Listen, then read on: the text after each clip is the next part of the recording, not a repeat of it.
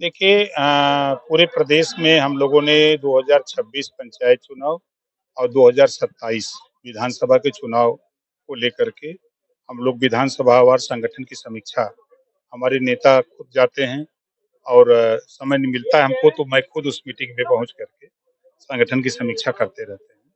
तो हमारे यहाँ 25 जोन बने हैं, यहाँ 74 सेक्टर है। तो 20 जोन का काम पूरा हो गया, 5 का काम अधूरा है। 74 सेक्टर का काम में लगभग 60% काम पूरा है और इधर कटाई वगैरह की वजह से लोग काम में थोड़ा नहीं पूरा हो पाए हैं। तो 30 तारीख को फिर समीक्षा उसकी होगी।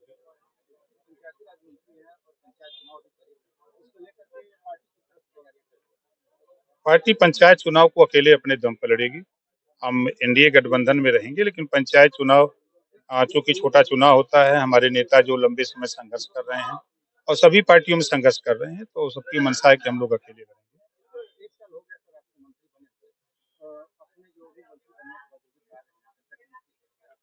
देखिए, पहला तो हम लोगों ने गांव में पंचायत सचिवालय और पंचायत सहायक के माध्यम से जनता को 246 योजनाएं हैं। जैसे जन्म और मृत्यु प्रमाण पत्र के लिए लोग भटकते हैं, खसरा खतौनी के लिए भटकते हैं, पेंशन किसी तरह का पेंशन का फॉर्म भरने के लिए ऑनलाइन लोग भटकते हैं। किसी तरह की योजनाएं हैं, उस योजनाओं को हम वहीं पंचायत सचिवालय में उनको वहीं से भरवा करके उनको सुविधा देने की तैयारी में है। और लगभग 60% हमारे पंचायत सहायक अब ट्रेंड हो चुके हैं, 40% और हैं, उनको ट्रेनिंग दी जा रही है। तो एक तो ये अभियान चल रहा है। गाँव में जो अ, जल निकासी की नाली की समस्या है, तो वहाँ सोख्ता, जहाँ नाली नहीं है तो वहाँ सोख्ता बना करके उनके घर से पाइप उस सोख्ता में डाल करके उनकी समस्या का समाधान करने के लिए हम लोग उनको जानकारी गाँव में दे रहे हैं। अभी मुख्यमंत्री जी से 100 करोड़ रुपया लेकर के हमने पूरे 75 जिले में अपने सभी अधिकारी, चाहे डीडी हों, चाहे डीपीआरओ हों, चाहे डीपीआरओ हों, एडीओ पंचायत, सबको हमने वाहन भत्ता दिया है कि आप साधन लेकर के आप गाँव में चलो और चौपाल लगाओ और योजनाओं की जानकारी दो कि हम 12,000 रुपया हम अ, व्यक्तिगत शौचालय जो बनवाना चाहता है, ऑनलाइन फार्म भर दे, हम 12,000 रुपया देंगे। अभी जैसे आपने देखा कि जीरो पॉवर्टी स्कीम 25 परिवार एक गाँव से चयनित हुआ है।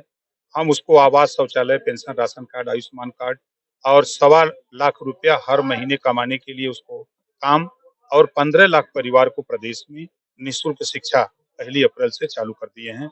ये व्यवस्था हम लोगों ने लागू की है। अभी जैसे हम लोगों ने कैबिनेट से सरकार ने फैसला लिया 4 महीना पहले कि नौजवान जो रोजगार करना चाहता है, नौकरी सबको तो नहीं दी जा सकती, लेकिन जो नौजवान रोजगार करना चाहता है उसको 5 लाख रुपया बिना ब्याज का उसको रोजगार करने के लिए सरकार बैंकों से ऋण दिलाने का काम कानून बन गया है। मुख्यमंत्री उद्यमी योजना उसका नाम रखा गया है। लाखों नौजवान उसका भी लाभ उठा रहे हैं।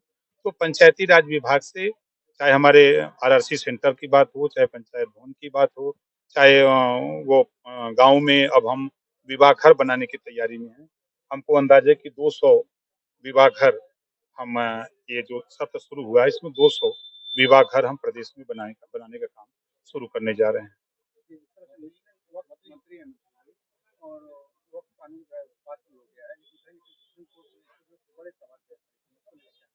देखिए, जब राष्ट्रपति की मुहर लग गई है तो फिर उस पे प्रश्न नहीं है। और मजे की बात आपको बता दूं कि अब तक वक्फ बोर्ड के अध्यक्ष मुसलमान होते थे, मुसलमान ही हुए हैं। उसके मेंबर भी सांसद और विधायक जो मुस्लिम वही हुए हैं। जो पुराना बिल है, पुराना बिल ये कहता है कि किसी की निजी प्रॉपर्टी को अगर वक्फ बोर्ड के कमेटी के लोग कोई जाकर के कह दे कि मेरी संपत्ति है, तो वो जाता था फिर वक्फ बोर्ड, वक्फ ट्रिब्यूनल कोर्ट में, वही अंतिम फैसला होता था कि वक्फ ट्रिब्यूनल कोर्ट जो फैसला दे दिया वही मान्य हो जाता था। तो इसमें बड़ी क्षति होती थी। तो इसमें संशोधन नए कानून में यही बात है कि वो सिविल कोर्ट जा सकता है, रेवेन्यू कोर्ट जा सकता है, वो हाई कोर्ट जा सकता है, सुप्रीम कोर्ट जा सकता है। तो कौन सी गलती हो रही है? ये कौन सा है आधार है? उनको बुरा लग रहा है। दूसरी चीज, पुराने बिल में है कमेटी में महिलाएं नहीं होंगी, शादी महिलाओं से करोगे, घर में खाना उनसे बनवाओगे और आधी आबादी उनकी है। कमेटी में अगर 2 गो महिलाओं को रखा जा रहा है तो काहे पिला रहा है? अल्पसंख्यक में गैर मुस्लिम वर्ग धर्म के लोग हैं तो उनको भी अगर उसमें रखा जा रहा है तो क्या बुरा है? विरोध वो लोग कर रहे हैं जो वक्फ संपत्ति मतलब अल्लाह की संपत्ति होती है, अल्लाह की संपत्ति को बेच करके अवैध संपत्ति इकट्ठा करने वाले लोग विरोध कर रहे हैं। जो विभिन्न पार्टियों से अटैच है, चाहे वो सपा से हो, बसपा से, कांग्रेस से हो, वो लोग करोड़ों की संपत्ति लाखों में बेच करके उसको किसी को दे दिए लीज पर और उसका किराया अपने ले रहे हैं। ऐसे लोग विरोध कर रहे हैं कि हमारा क्या होगा। जैसे वो हीरो गाया था ना कि तेरा क्या होगा कालिया।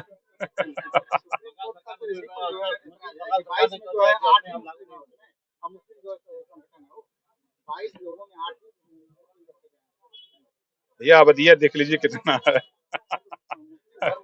भाई अल्पसंख्यक 20% है, तो 20% को हिस्सा चाहिए कि खाली 8% को।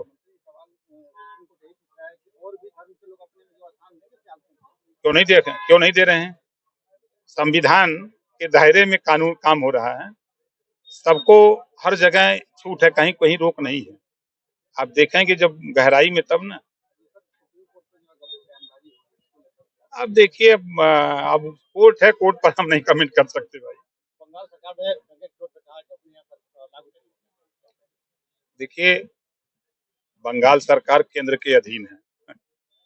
केंद्र का फैसला वो कानून अगर बन गया तो पूरे देश को मानना पड़ेगा। वो देखिए सबसे बड़ी बात आपको बता दें, ममता जी का वक्फ बोर्ड में जमीन है